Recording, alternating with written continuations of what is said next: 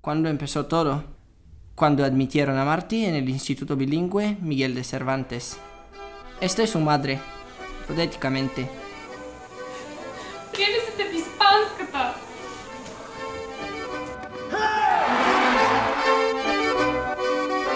Браво, Цеци, браво!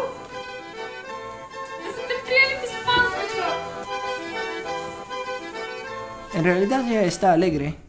Su hija es linda, inteligente, buena y talentosa, tocaba varios instrumentos, cantaba, pintaba, practicaba el puenting, domaba elefantes, bailaba con lobos, cocinaba, bueno, por lo menos preparaba bocadillos. Y por eso, el instituto es exactamente para ella.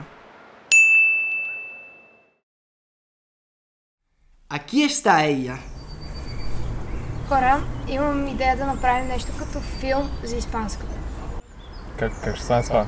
Ти Не казваш знам, да филма. искам да заснемем просто какво правим, какво се случва.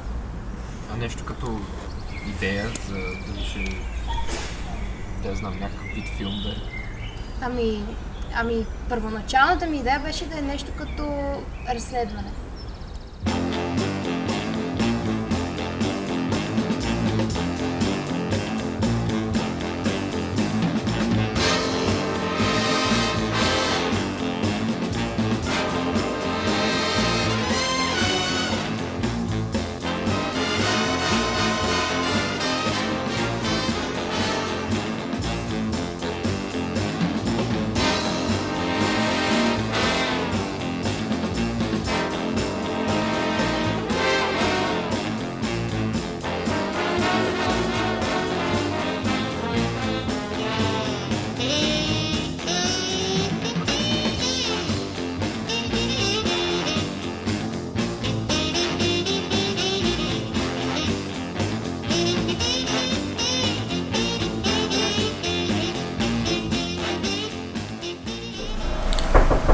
Влезте!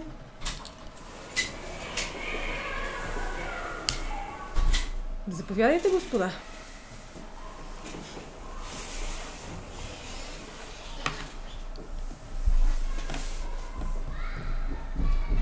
Данс?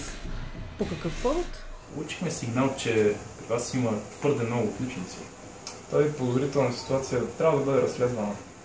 И защо да е подозрителна? Гимназията е в топ 3 на най-добрите училища в тази държава. Не. Нека има някаква романтика.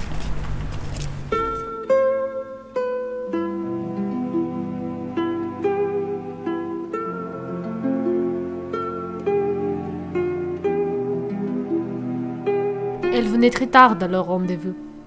C'est pourquoi il oubliait de lui raconter tout ce quoi il avait pensé les semaines entières.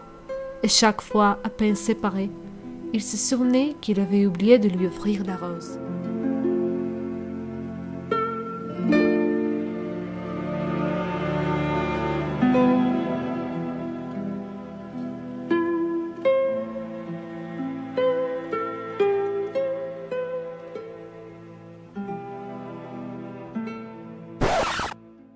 И каква е идеята? Каква е тази глупост? Да покажем, че животът е красив, романтичен. В училище. То като замислиш колко време прекарваме тук, те са 5 часа на ден, 5 дена в седмицата. Колко седмици в 10 месеца? Супер много време. Знаеш какво? Това е много яка идея. Може да се казва часовете. Добре, ти нямаш никъде идея какво ще правиш, мислиш за заглавие. Аз имам идея.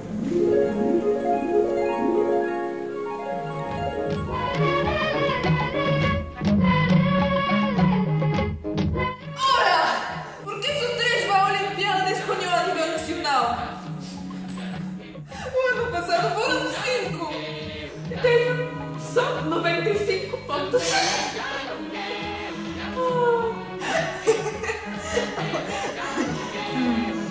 Por acaso, porque estava no concurso, cheguei ao segundo lugar.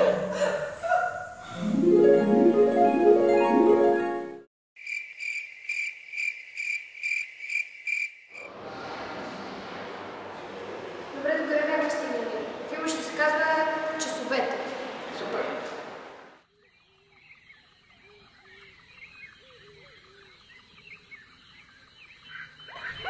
The teachers leave their dens and head towards their prides.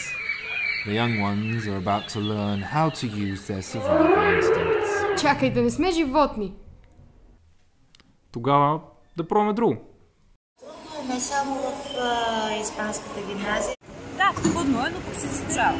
Защото учениците са ни добри. Ние сме като войниците, които всеки ден са на линия. За учениците вероятно е трудно. Особено за осмокласниците, които тепърва трябва да се справят с многото изисквания, които имаме към тях. Но заедно с това и ще бъдат удовлетворени, когато имат успех. Чувството да си класен е като чувството да си осиновил 30 човека. Приятно и удовлетворяващо, защото от един клас да се направи колектив не е лесно. Най-хубавите ми моменти са свързани с интересните проекти по химия, които правим в клуба Млад експериментатор. Тогава, когато виждаш 30 души срещу себе си, които следят твоята мисъл, които споделят твоята емоция, с които сме съпричастни, разбираме и се вълнуваме от едни и същи неща. Различните конкурси или концерти, подготовка за първите стъпки в испански език, прощапълниците в 8 клас. И това са всъщност най-хубавите моменти. Златко, че сега те виждам. Здравейте, госпожо. Здравей, как върви проект? Ами, честно казано, не знам вече какво да правя. Има толкова много идеи, че не знам. И нямам време, освен това. Да, наистина нямаш време, но пък го направи така, както го чувстваш и ще се получи възможно най-хубаво. Сигурна съм.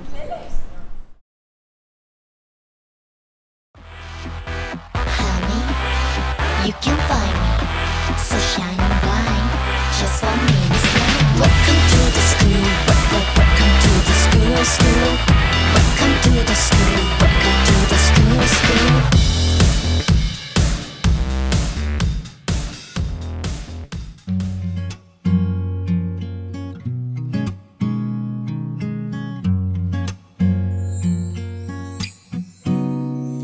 La la la la la.